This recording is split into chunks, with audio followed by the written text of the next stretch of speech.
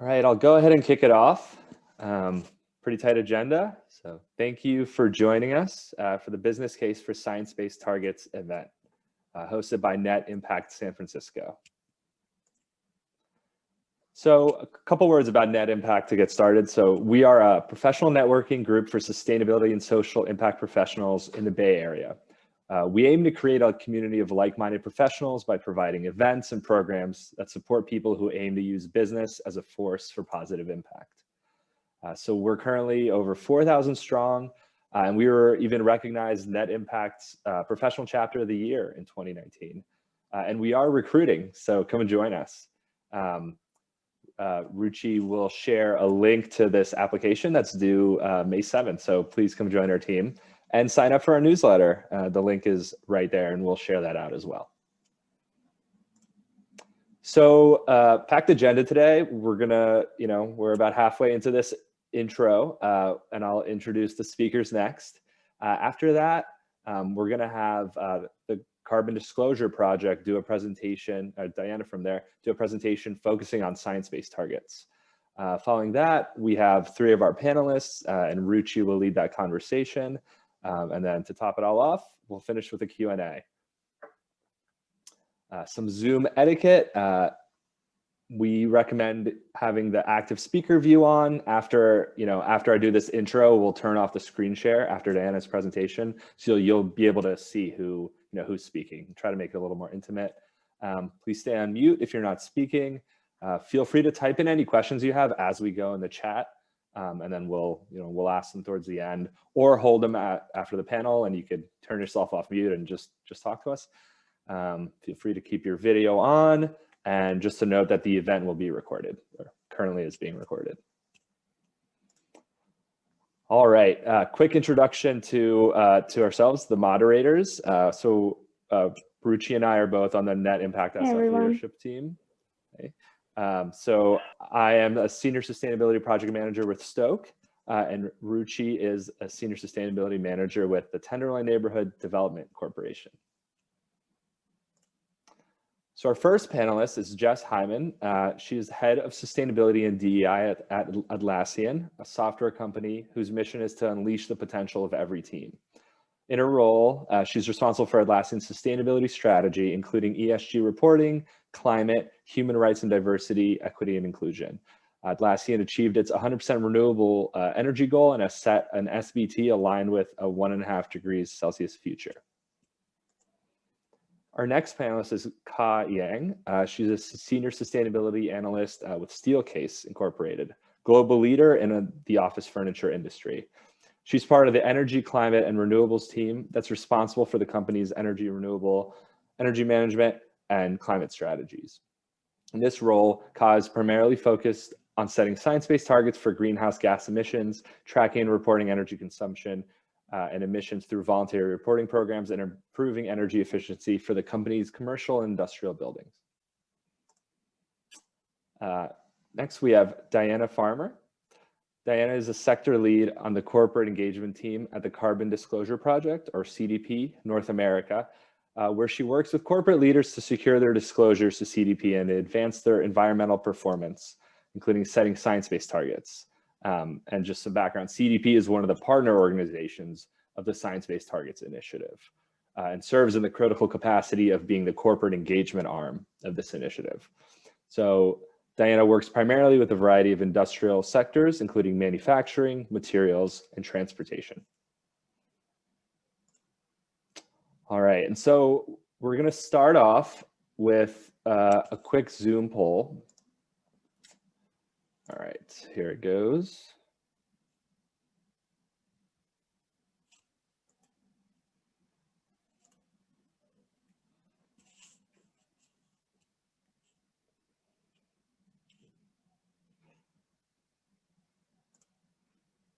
All right, getting some good responses, and we'll share these out as well to just show where everybody's at. I think it's pretty interesting stuff.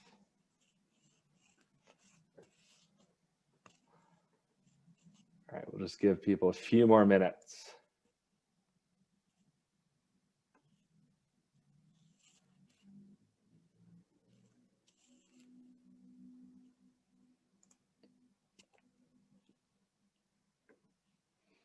All right, going to end the polling. 5 seconds. Get your last votes in. All right. I think I can share these out. So some good news for you, Diana. A lot of people exploring SBTs. Very few don't know, just one person. Awesome. I'll let you take over. Great, thank you. And for that one person, I'm glad this was anonymous. Appreciate you all being here and joining our event tonight. And thank you again at Impact for organizing this and having me. I'm gonna go ahead and share my screen so we can jump into this presentation. So please let me know if you can't see that for some reason. But yeah, I'm really excited to be here to provide an overview of science-based targets. Before we dive in, I was just introduced, but you might be wondering a little bit more about who I am and what we do. So CDP is one of the partner organizations that makes up the Science-Based Targets Initiative. And so we do some of the corporate engagement work on behalf of the initiative, but we also play a really critical role in corporate accountability and tracking progress against targets. So very excited to be here on behalf of both organizations. So to start, like I said, I'm just gonna provide a quick overview of why companies are setting science-based targets, and then go into some of the what they are, the process, criteria, and methods for setting them. And we'll spend some time talking at the end about a little bit more about Scope 3 resources and tools, because we know this is still a challenging category for many. So let's get started. Here we can see the projections for temperature increases over different scenarios leading up to 2100. And we all know that we need to avoid business as usual, but the current optimistic policies from governments will only take us so far. So private sector action really needs to fill this gap for what's needed to limit warming to well below 2 degrees Celsius above pre-industrial levels. And prompted by the urgency that was laid out by the IPCC special report on 1.5 degrees C in 2018, the Science-Based Targets Initiative updated the available levels of ambition to be either the well below 2 degrees and encouraging most companies to try to aim for that 1.5 degrees C. And the level of ambition that your company agrees to will help determine which of these we can actually achieve. The SBTI is the group that formed to develop this common framework for what that actually looks like for a company. You know, what's the budget we're working with and how much can be allocated per company or sector. So it's a common framework for the emission reduction that's needed from the private sector, and was formed by the 4 NGOs in 2015, and that's CDP, United Nations, UN Global Compact. I don't think I ever say United Nations anymore. UN Global Compact, World Resources Institute, and WWF, and it's in collaboration with We Mean Business. So the purpose, again, allowing companies to rapidly decarbonize aligned with the latest climate science. And since the framework was set up, we've had a lot of momentum. You know, science-based targets have become a global best practice in emissions target setting. And today, over 1,360 companies have committed to setting science-based targets, with more than 680 organizations actually having validated targets. So I was mentioning somewhat the timeline, walking around that a little bit. The SBTI formed kind of in the road to Paris, in the run up to it. And it's now the main mechanism through which non-state actors are showing alignment with the goals of the Paris Agreement. And at present, we're having about 5 companies joining per week. And we have another really noteworthy event coming up with COP26. I'm sure most of you are aware. So we see that already driving an increase in commitments and target submissions in 2021. So science-based targets are a key tool for companies to prepare for and accelerate the transition to a zero carbon economy. Companies that have set and have validated targets are not only in line with the ambition and the action that's needed, but also report numerous other benefits, such as, having increased brand reputation and investor confidence, increased regulatory resilience, and science-based targets act as a North Star driving innovation in energy and resource efficiency and in realizing low carbon opportunities. So with this increased innovation, reduced uncertainty, strengthened investor confidence, and improved profitability, it's these companies that are getting ahead of the curve and will succeed in our low carbon future. So before we go into the details of the criteria and the approaches, just a really high level overview of what science-based targets actually entail. So The long-term goal is of reaching net zero emissions by 2050 acts as the North Star for basically all, science-based targets and for strategic decision-making, while setting the short and medium-term targets, which are in line with that 5 to 15-year time frame, ensure that companies are reducing direct and indirect emissions at the pace needed to achieve that long-term goal. And along this journey, we see annual disclosure on your emissions and strategies as a key component to ensure transparency and accountability and to send just a clear message that the company is on track. You can do this through CDP. So we'll go into a little bit more detail now on the criteria and process. So how do you really get started? The first actual step in the process is the commitment letter. It is voluntary, but that is a typical first step. And it's, just signing a public commitment that you're developing targets in line with the SBTI criteria that we'll cover in a moment. And after committing, companies have 24 months to submit a target for validation. And the target development process can, of course, look very different, depending on the sector that your company's in or the maturity of your company. But it's really important to know that there's a lot of support options available through the SBTI, which provides, extensive guidance and resources and other tools that can support companies along their target setting journey.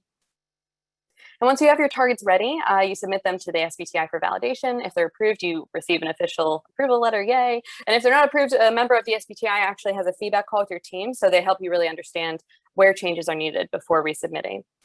And it's recommended that companies check their targets annually and at a minimum every 5 years. This is both to align with the latest climate science, as there might be updates to the criteria, as well as to align with any changes in your scope emissions and what your footprint's looking like. Obviously, companies change over time. So there are a few options with that public commitment with that first step. So the business ambition for 1.5 degrees C is an urgent call to action for companies to set emissions reduction targets in line with that 1.5 degree future. And it's backed by a global coalition of UN leaders, business organizations, and NGOs. And we're encouraging all companies to join this campaign to show leadership in leading up to COP26. The other options are the standard commitment letter, where you indicate your level of ambition, or the SME route, if you're a small or medium-sized enterprise. And that's defined by the SBTI as a non-subsidiary company which employs fewer than 500 employees. So as I mentioned, this step, the commitment, is voluntary, but it is encouraged. But as companies consider, which level of ambition to sign up for, or what thing to publicly commit to, it's important to note that there are opportunities to model targets in line with different levels of ambition and approaches. So would direct you to the science-based targets, setting tool. It's an Excel tool that they have available on their website. But let's talk about these approaches and levels of ambition. So there are two overall target setting methodologies: the absolute-based approach and the sector-based approach. On the left, you see the absolute, or the absolute contraction method, as it's sometimes called. So this is a linear absolute reduction, whereby all companies reduce emissions at the same linear annual absolute reduction rate. And we'll get into what that actually translates to in terms of percentage reductions, but and the levels of ambition again. But the majority of targets are absolute targets. It's open to all companies to set those. And then on the right, you have the sector-based approach, which is based on sector-specific IEA pathways that take into consideration historical developments as well as future projections for a certain sector. And this method is for setting usually physical intensity targets that use convergence of emissions intensity. But the sector-based approach is not available for all sectors. It's only for energy-intensive and homogeneous sectors, and you can find all of that on the SBTI's website. I mentioned levels of ambition expressed in temperature alignment. So here's how those really translate. So the 1.5 degrees C, depending on that level of ambition, again, it's scope 1 and 2. 1.5, you're looking at around at a minimum 4.2% reduction rate. And then for the well below 2 degrees C commitment, you're looking at about a 2.5 linear annual reduction rate. Meanwhile, that sector-based approach uses physical intensity targets for applicable sectors, but primarily those are actually aligned with the well below 2 degree alignment. But again, all companies can set an absolute target, so can strive for that other reduction rate. Scope 3, as you can see here, is quite different. I'm not going to spend too much time on it right in this second. We're going to get into it in a little more detail, but it's worth noting that that 2 degree C level of ambition is still applicable at the Scope 3 emissions. and would translate to approximately 1.2% annual reduction. So again, to start familiarizing yourself with what this would look like for your company, we encourage you to use the SBTI setting Excel tool. So that allows you to model targets, visualize the necessary emissions reductions for different levels of ambition for your company. All targets must be aligned with the SBTI criteria. This is some of the key criteria summarized on this slide. Targets have to cover at least 95% of scope 1 and 2 emissions, and that covers all relevant greenhouse gases. And then they have to cover between 5 and 15 years. You can have long-term targets as well as part of this, but you must have targets covering the 5 to 15-year timeframe. And an important note is that targets are forward-looking. I know this is kind of an issue with the national determined contributions from countries. They're picking a bunch of different base years and baselines for determining their ambition. It's really important to know for companies. This is based on the most recent completed GHG inventory is what the SBTI will be evaluating to determine what the target ambition is. And then finally, as we had just covered, annual disclosure on those emissions and on progress against targets is required as well. And all targets do require scope 3 screening. And then if a scope 3 makes up more than 40% of your total footprint, then a target's required. But the scope 3 screening is required for all, and it can be kind of high level screening. It doesn't have to be a in-depth inventory, though that's encouraged over time. Quickly for those ambition levels at scope 1 and 2, that level of ambition again being well below 2 degrees, and we encourage efforts towards 1.5 degrees C. Intensity targets are only eligible when they lead to absolute reductions in line with those accepted levels of ambition, or when they're based on a sector-based method, or SDA for short. And then as an alternative to setting percentage reduction targets on scope 2 emissions, companies can set a procurement of renewable electricity target. And then when companies are setting targets, they initially focus on scope 1 and 2. It's very natural. It's where you have the most direct control to influence those emissions. But a company's scope 3 emissions are often much greater than scope 1 and 2. So ambitious scope 3 targets are really key, and they play an integral part in a company's overall GHG reduction strategy, allowing it to demonstrate, extensive leadership and to manage supply chain risks and opportunities. When it comes to scope 3, sometimes companies don't know where to begin. So again, want to quickly recommend some resources, and that's the GHG Protocol's scope 3 evaluator tool. It reduces significantly the amount of time you need to dedicate to like a scope 3 inventory or screening. And that was developed with Qantas. So it's a great tool, again, to initially understand your scope 3 and where the hotspots are.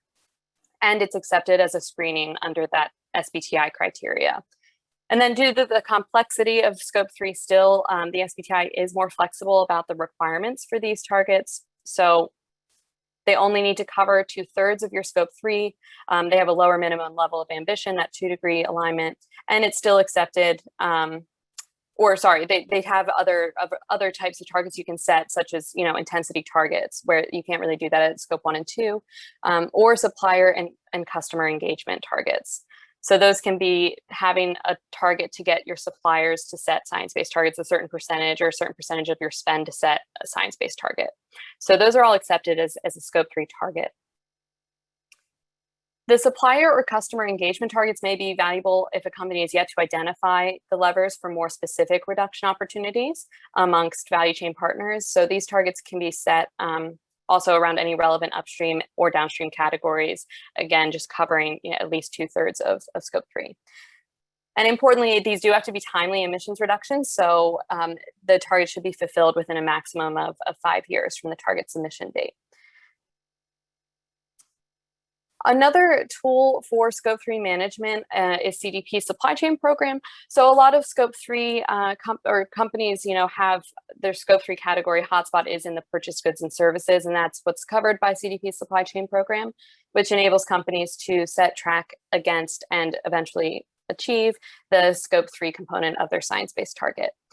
Through this program, companies can collect primary data on their suppliers, environmental management, and engage them to improve performance. And the program can support companies just at every stage of their supplier engagement journey and in this scope 3 setting. And I understand this is a lot of information. It might feel overwhelming, but there, like I said, resources and tools available on Science Based Targets website, as well as, you know, some of our CDP partners with a few accredited consultancies. So these are a few that we know have experience helping companies setting SBTs. So want to encourage you to kind of explore the resources available if you don't have the resources necessary internally. And with that, I just want to reiterate that science-based targets are the best way to future-proof your business and to show that your company is aligned with the goals of the Paris Agreement. It is one of those things where it's best for us all to move together to cover that full carbon budget and the reductions we need. So really encourage you to continue exploring this and to go about getting, you know, moving towards a commitment and validation eventually. But I think at that, I'll hand it back to the net impact team. I think we'll maybe have time for a question or two. Absolutely. And thank you so much, Diana, for a fantastic overview. I think all those who answered, we are exploring. We might get them to make commitments, right? We'll take one quick question here and then dive into panel Q&A. Diana, what are you seeing sort of in terms of challenges, the most significant for businesses attempting to get through the target setting process? Yeah, that's a great question. It's also so dependent on what industry you're in. So I work with a lot of the, you know, heavy carbon emitters with chemical, cement, materials, other manufacturers. So I think that can be a challenge where, so like I said, it really depends where where you sit and what sector you're in. But I think that's one of the main challenges right now is that those sectors don't have, it's not like renewable energy can, you know, they don't have the low-hanging fruit necessarily. So that's a challenge. And then I think if I'm to take a step back from more sector-specific experience that I have, I would say it's probably getting that buy-in from management and convincing them that you can make this commitment, even if you don't know exactly how you're going to get there. It is supposed to be a North Star. It is a goal. It's not something that you're going to be penalized for not achieving year-over-year reductions. It's important to track that and to continue to try. And I won't say that in the future we won't, you know, have some public shaming. I don't know what's going to happen in the future, but right now that doesn't happen for companies that are struggling to meet their targets. So I think it's good to try to set one in and strive towards achieving it. But I think that buy-in can be convincing senior leadership can maybe be a challenge for most companies. Totally. And Diana, a few more questions for you are trickling in the chat, which we can certainly address in a bit, but I want to welcome Jess and Ka also to sort of share their perspectives on science-based targets. Jess, I'm going to start with you. If you can tell us a little bit more about Atlassian and your sustainability program. Yeah, absolutely. Thank you so much for having me today. And it was really, it's nice hearing the CDP presentation and being on the other side of having set the goals. But just to give you all a little bit of context, you know, at Atlassian, the sort of starting point for this work is really feeling like we have a duty to stand up for what's right and a long history of just thinking really long term in terms of business success and company value. So that translates itself really nicely into a sustainability program and really being just as committed to sustainability as we are to our products. And for us, the framework that we think about that with which is that we're really embedding the goal of social and environmental progress in whatever we do. So the sustainability team may have a small team of subject matter experts, but our job is really to help every business leader and every Atlassian kind of use this as a lens for how they do their day job. And in terms of focus areas for us, I know we're talking about climate today. My team also manages DEI, our human rights work, civic engagement, and our climate goals. So that gives you kind of a sense of perspective. And I think those things are important because we think of them very interconnectedly. Totally. And Jess, that makes sense as you are thinking about corporate social responsibility as a whole. So with that, Ka, we all love Steelcase's furniture, but if you can tell us a little bit more about the company and your program as well. Sure, I'm glad to hear that Steelcase Furniture is helping you all with the work from home situation. So Steelcase is the leading office furniture provider. We also provide architecture and technology services that's designed to really help people reach their full potential at the workplace. no matter if it's in the office or in the home or anywhere you work nowadays. So our sustainability program really has a long history.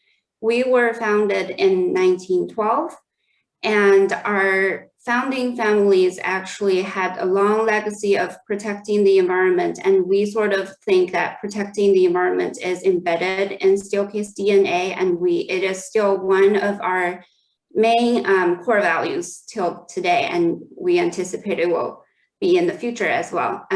So our sustainability program started with regulatory compliance like many manufacturers, but it gradually evolved with the world as it changes and as we grow into this more corporate citizenship to incorporate more sustainability worldview. So nowadays we work on circular economy, climate change, sustainability certifications, and help our customers realize their sustainability targets as well.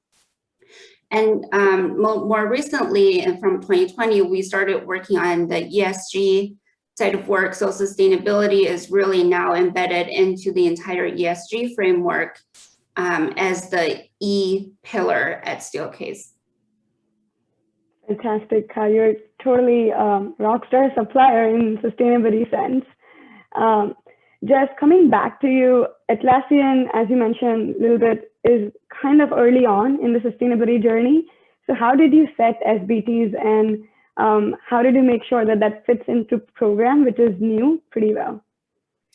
Yeah, thanks. We probably took a somewhat unique approach in that we came out with our sustainability program and a 100% renewable goal. And shortly after that, UN Climate Week was happening back in September 2019. And this sort of call to action for businesses was to commit to business ambition for 1.5 and to sign on to science-based targets aligned with the 1.5 trajectory. And it just felt like at that moment, we needed to be as ambitious as possible. And even though we really didn't have a plan for how we would achieve our science-based target, or really a great understanding of what that would look like for us, what the budget implications would be, et cetera, we just knew that it would set the right North Star for us. And we're willing to kind of take some risks and dive into, ambiguous challenges when we know it's the right thing to do. So kind of in response to that call, we said, right, let's up our ambition here and go beyond 100% renewable and set a net zero goal. That's great, Jess, that without even knowing all the how and perfectly, you dive into that. So that's great. Ka, coming back to you, what was your drive behind SBTs? Was it just purely like internal decision or requests from customers? How did that happen? Yeah, I think it was a mix of both internal and external drivers. So in the past, we've always had greenhouse gas reduction targets at Steelcase. We've actually achieved 100% renewable energy for our global operations for its electric power consumption in 2014. So we've worked on a lot of good things, but our target setting had always been more perception-based than science-based. So our previous target was to reduce 25% greenhouse gas emissions from 2010 to 2020, which was an ambitious target at the time we set them. But as the data is more clear and the climate science gets more clear, we thought that we really need to do more. We need to be more ambitious, and we need to take a scientific approach into our target setting. So we've always knew that 2020 is the year that our targets will expire. So we have been thinking about and researching the best practices or the North Star sort of for a couple of years, just to prepare for setting new targets. And that's when we decided that science-based targets is really the direction that we should be going. So that's the internal driver, I think, at Steelcase, that we're really always committed to do the right thing at the right time. But we are a little bit different from Jess, that we have to go through all these feasibility assessment with our leadership team to get their buy-in. But I think the internal driver is definitely there. And there's also external drivers from our customers and from the investor rating agencies on how Steelcase is performing and how Steelcase is committing to this really important global issue. So I think that helped with some of the internal conversations we had, and also helped significantly with nudging us in that direction as well. Totally, and Ka, that's interesting that you are being reactive and in some cases proactive to your customer requests before even they come to you and say, what are your emissions targets? So that's great.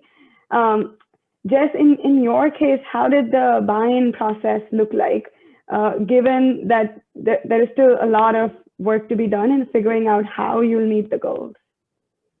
Yeah, I was really lucky in that we have a founder of the company, Mike Cannon-Brooks, that's really passionate about climate change, and he understands the business implications, not just from an opportunity perspective. You know, new employees are wanting to work for a company that cares about climate and that signals that they're ethical. Our customers are starting to ask about this and care. Of course, we mentioned, you know, investors are now starting to look at how you're managing your climate risk. So I think he understood all of that early on, and that really helps me, gave me some momentum as I went to our executive team and presented this.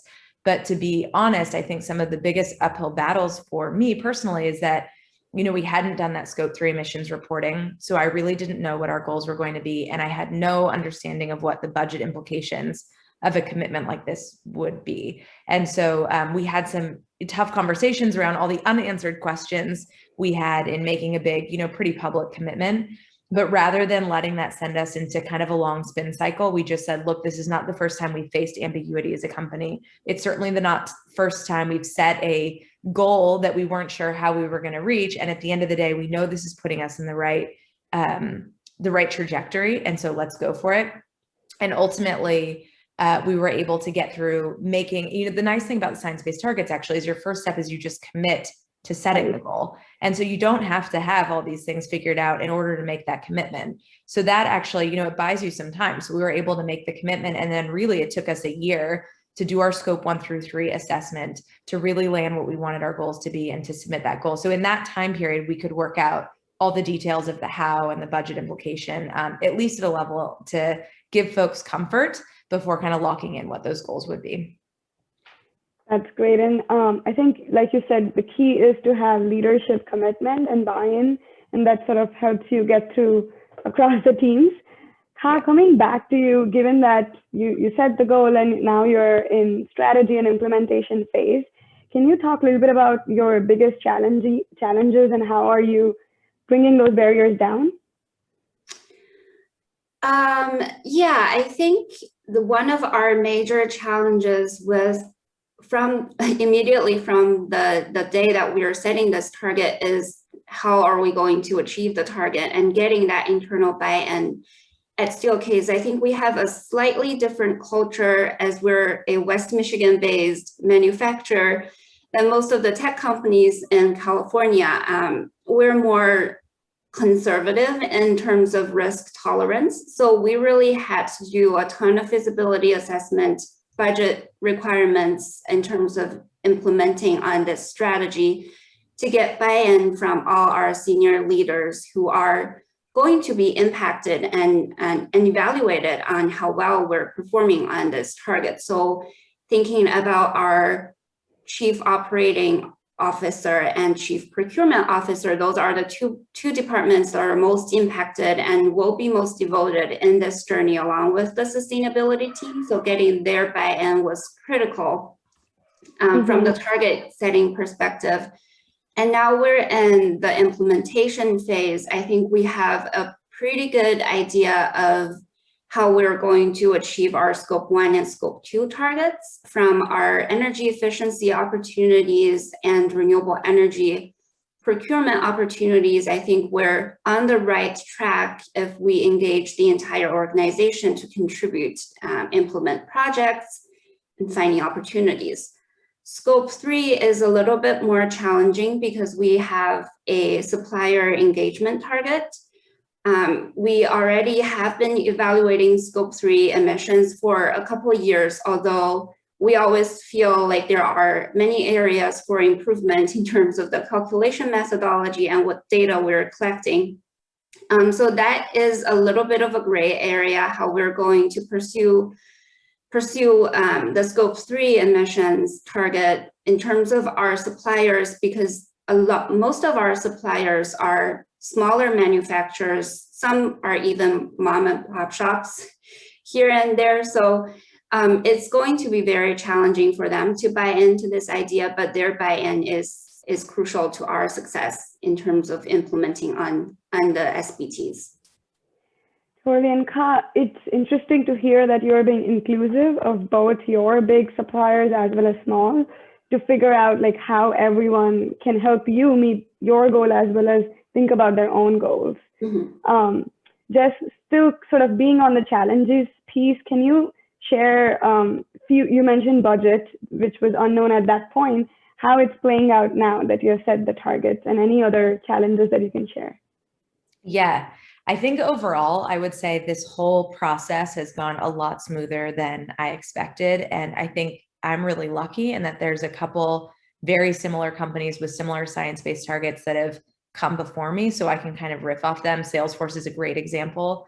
And so just being able to learn from folks that have come before has been helpful. But I think the things that have been most curveball-y, one is COVID and the impact to business travel. We set our science-based target kind of just before COVID happened. And certainly at this point, I've got baseline data, but I have no data for a year as the lights have been off. And I just have no idea what the implication of us having a more distributed team now and new travel policies related to that will do. So it's just tough even, setting a goal for next year when there's so much unknown and we don't have a lot of time. Our interim target for business travel reduction is 2025. So it feels like I don't have a moment to lose, and it's a little tough to action a plan right now. The supply chain one that Ka mentioned is obviously a challenge as well in terms of engaging your suppliers, but props to Salesforce, who sent out a bunch of content actually this week on their supply chain engagement process. And I've got some confidence in knowing that we can learn from each other there. The other kind of lesson learned I'd say that I'd share is I'm only just now starting to write goals for our climate team that are shared across the business. So for example, our goal around supply chain can be shared with the procurement team. Our goal around business travel can be shared with finance, and the goal around scope 1 and 2 reductions, which is really our buildings, can be shared with real estate. And I think because I was in sort of build and learn mode, I was hesitant to ask any of the other teams to share goals with me, but they've been so keen to do it and to help. I wish I had done that earlier. So that would be my one piece of advice. That's great that you are trying to make, and you're making sure that the goals get embedded across every key stakeholder. Yeah. I know a few interesting questions are coming in the chat. Before we get to that, I quickly do want to ask Scope 3 emissions, as we hear, it's always a task on how to figure that out. Ka and Jess, you're sort of on the different sides in terms of Scope 3. So if you want to share a little bit more about how you're evaluating that or what your plan would look like. Sure, I can start on that. So we started evaluating our Scope 3 emissions using the Quantis tool that Diana just talked about. It is a spend-based calculation, and at that point, that was the only primary data we had at Steelcase in order to conduct any Scope 3 emission calculations. And we've done that for a couple of years.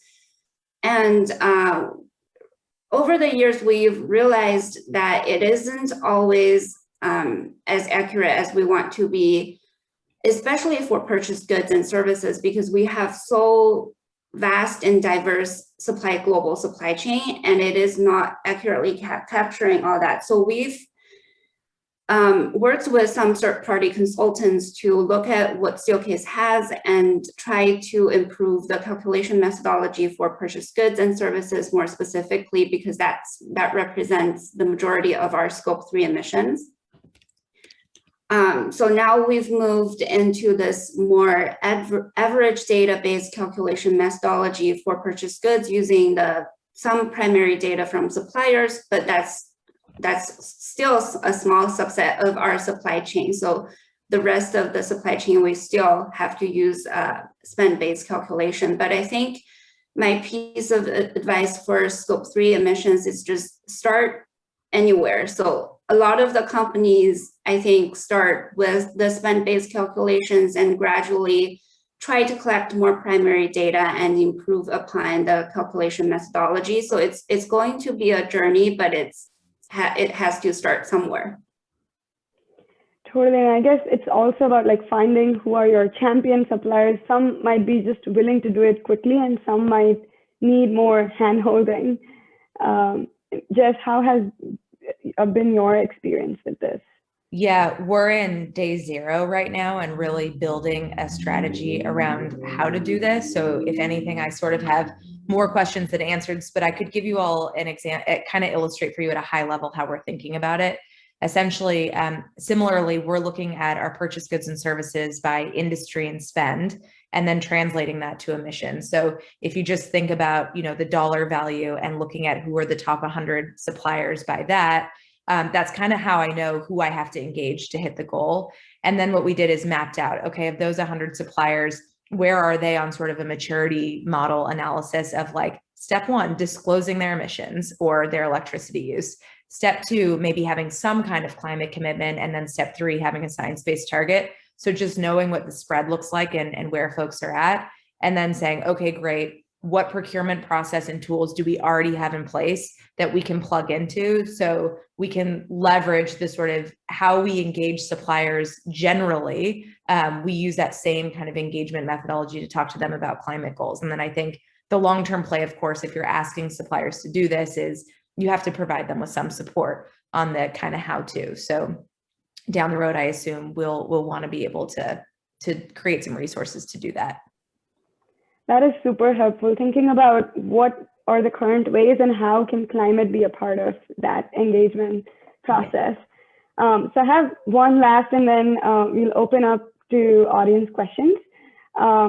What would you say to any company, big or small, or in the exploring bucket or committed bucket, thinking about SBTs?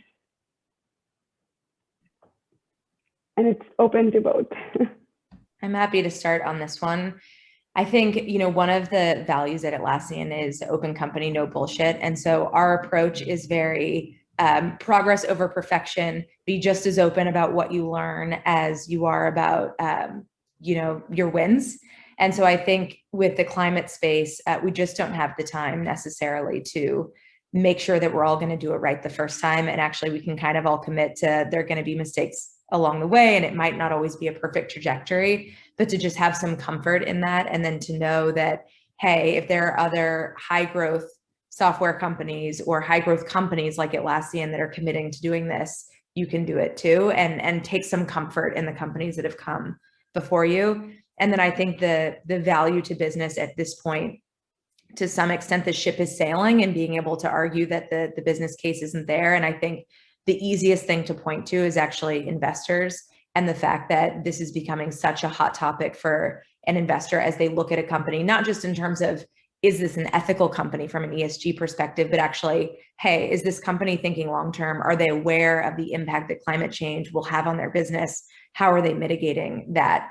And so that usually can get you over the line in terms of making the business case and getting approval. And then the last thing I would say is, it's important that companies are responsible for their own emissions and impact, but actually at this moment in time, we really need business leaders to use their voice and the platform that we have externally to really set the tone, not just for our customers, but actually policy leaders globally as well, if we're really going to get on track.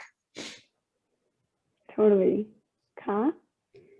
Yeah, I would just echo what Jess just talked about.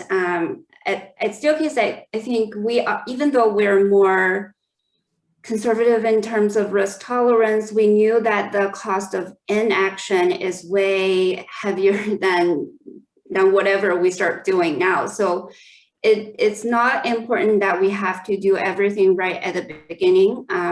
It's a journey, and we have a 10-year target, and we're planning to be in business for a lot longer. So it's going to be a journey to figure out how to get there. And I totally agree that the ship had already sailed, and the investors are looking at this, the customers are looking at this. So there's really no reasons to not act upon this right now at this moment. And then I think just going through the target setting process a little bit, I think my lessons learned and my piece of advice is to give yourself time to be familiarized with the SBTI tools and the resources, the guidance. I know that I had misread a ton of information on the guidance document, and I had confused myself trying to understand a lot of things. So give yourself enough time to get familiarized with the requirements and the resources available, and always reach out to your CDP contact person. It takes a minute to ask the experts, and instead of taking 2 days or even longer to figure things out yourself. And I think for companies who are more similar to Steelcase, I think having those conversations with your business leaders is super important. All business leaders at Steelcase were a little bit different. I kept reflecting on the conversations we had with marketing and sales, how excited they are with this commitment versus the conversations we had with operations leaders who are going to be balancing budgets and finding opportunities and actually implementing the strategy as their day-to-day jobs. So knowing the different priorities for different business units and having their buy-in, I think really drives that organizational alignment on the strategy and will help you succeed in getting the overall buy-in from senior leaders. Yeah, and Kai, really appreciate you being candid and honest about how the journey was for you. And like you said, as CDP, and that's why we have Diana here. So feel free to connect with Diana as well on this topic. With that, Boris, I'm happy if you want to field some questions. Yeah, thanks everybody. Really awesome conversation. Cool. A few questions from the attendees. Some of these weren't directed at anybody in particular, but I think I can figure it out. What are the key pain points that each company panelist has with the current process of data measurement, reporting, and verification? And we can start with Jess. Sure. This is an interesting one. We don't have one tool that we use for all of this. And obviously that would be a much more scaled approach. So instead we're working with a third-party consultant, which to be honest is going pretty smoothly. So this is one where, you know, a tool would probably give us more real-time data, which would be really helpful, and we'd be more autonomous in our approach. But we've gotten by in working with a third party. MPSys has done all of our data measurement and reporting. I think that gets a lot tougher when we get into supply chain engagement, because we're going to have to track who we've talked to and where our suppliers are at and what support they're needing. So I think we're kind of looking for what could be really helpful in this space. And I know Salesforce has some tools in that area. So maybe you want to respond to that one as well. Cool. How about you, Ka? I think our main pain points are related, again, with Scope 3 data and emissions. We have a really good understanding of Scope 1 and Scope 2, but in terms of Scope 3, it's a mix of all kinds of data and all kinds of calculation methodologies for different Scope 3 activities. I think I'm relating to what Jess was talking about for supplier engagement efforts on how to track that, who we've talked to, who have set science-based target, who has committed. That's going to be a struggle for us as well. So our suppliers are all global and all different kinds of sizes and forms. So keeping track of that is going to be a struggle as well. Got it. Thank you.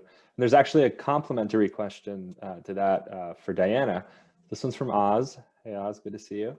Are there third-party validator requirements for the tracking and disclosure of company performance? Yeah, that's a great question. So I will also have to admit, I know Ka said to come ask us for everything, and we do double check before I answer questions. So I would have to double check because I am so scared to give anyone false information. But I do not believe there are any requirements currently for verification of progress. It's all about just disclosing annual progress. I know the SBTI just released a progress report, and in the coming year, we're considering, some more specific guidance around what companies are required to report annually. It's also, the suggested mechanism through which to disclose your emissions as well as progress against your target is CDP, and we incentivize verification of at least 70% of your scope 1 and 2 emissions. And that is something that also we know all the stakeholders want is verified information. So I would say generally it's a best practice to verify your emissions. There's no verification for progress at present.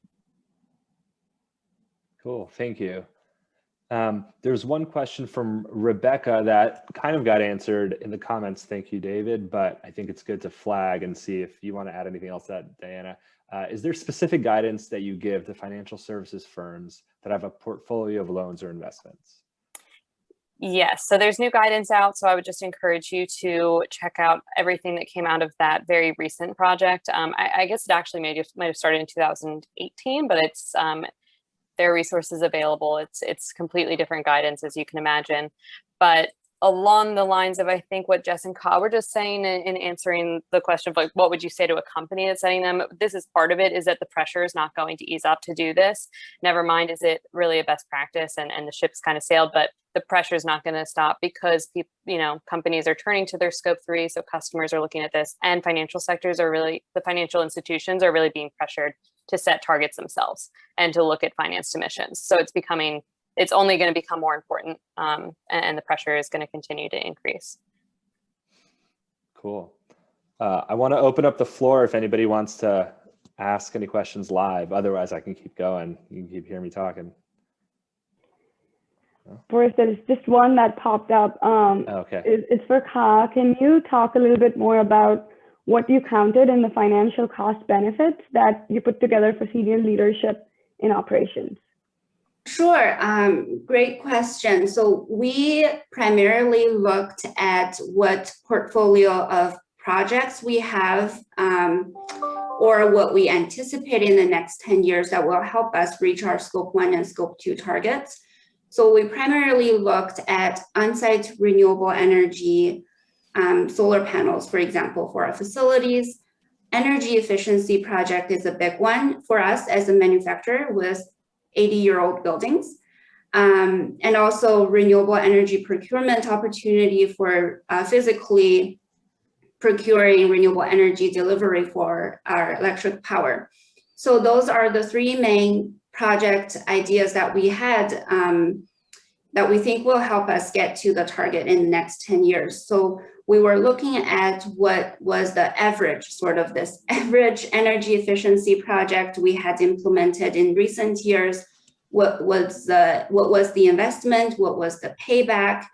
And really modeled how many energy efficiency projects we would need in the next 10 years and how much emissions reduction that would represent.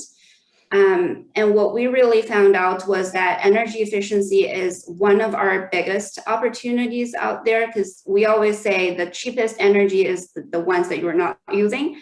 And we found out that there are a lot of opportunities for improvement in our facilities. So primarily the payback, the investments for energy efficiency, renewables, on-site and physical delivery. So those are the primary information we use for the financial analysis. Thanks, Ka.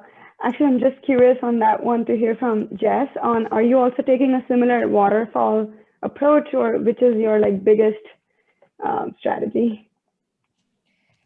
I think we have been going kind of part by part and really just moving the ball down the court one step at a time. So I think on the scope 1 to 2 emissions reduction, our 100% renewable goal covered that as long as we stay the course. So as we develop, new buildings, we need to be really cautious, but that train feels like it's moving in the right direction.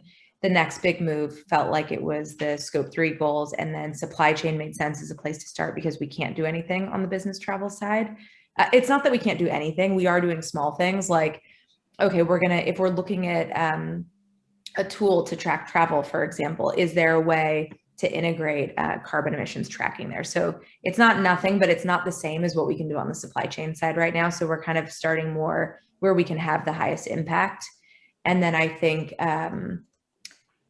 the science-based target goal remains our #1 focus, but as we have time and capacity, the other things that we're trying to get the ball rolling on are things like TCFD and reporting out on our climate-related financial risk, thinking long-term. So, with the Science-Based Target Initiative, there's going to be some emissions that we're not able to reduce over the next couple of years. And what do we want to do to cover the kind of remaining emissions, and how do we put a strategy together around that? So we're sort of, while we're pushing one thing, working in parallel to keep all balls rolling in the right direction. Awesome. And I think you all are certainly giving us hope that we all can do more together.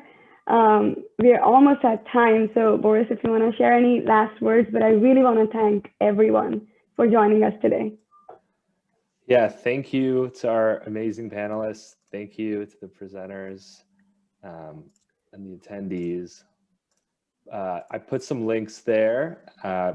If you're interested in joining our awesome leadership board, please complete an application by next Friday.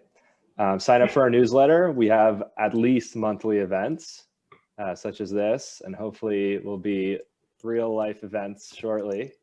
Follow us on Twitter, LinkedIn, Facebook, etc. And just a big thank you. Thank you, everyone. Thank you. And a recording and slides and everything will be available. So look for that. Take care. Awesome. Thanks. Thank you. Take care. Bye. Thank you.